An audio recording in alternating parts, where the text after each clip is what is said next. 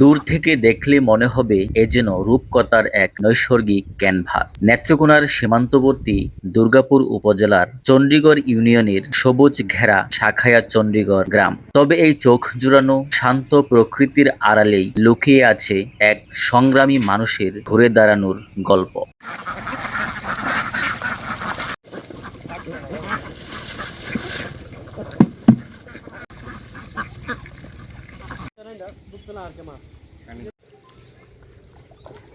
তিনি মোহাম্মদ ফজর আলীর ছেলে আয়ুব আলী। আজ থেকে কয়েক বছর আগে একটিমাত্র পুকুর নিয়ে মাছ চাষ শুরু করেছিলেন। সততা আর পরিশ্রমের উপর ভর করে তার সেই স্বপ্ন আজ বিস্তৃত হয়েছে 7টি পুকুরে। আমি একজন মৎস্য চাষী আর কি।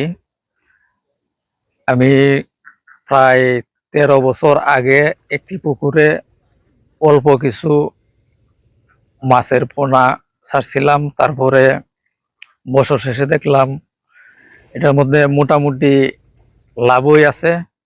আস্তে আস্তে প্রতি বছরে একটি একটি করে পুকুর আমি বাড়াই, কিছু লিজও নেই। এখন বর্তমানে আমার 7টি পুকুর আছে।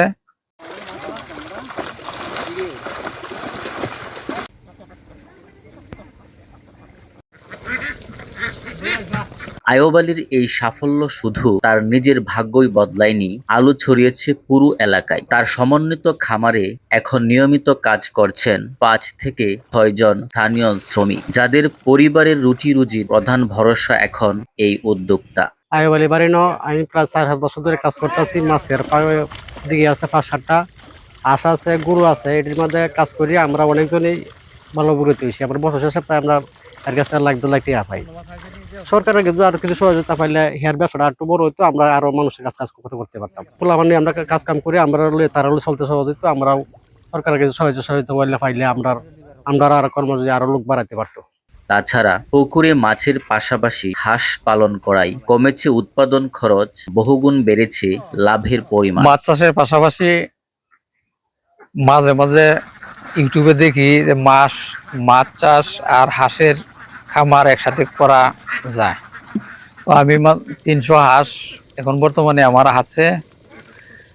এটাতেও মোটামুটি মাস শেষে দেওয়া যায় এই 300 হাঁস থেকে 12-13 হাজার টাকা আয় থাকে। পাশাপাশি মাছেরও অল্প কিছু খাদ্য এই হাঁসের খাদ্য দিয়ে হয়ে যায় আর কি।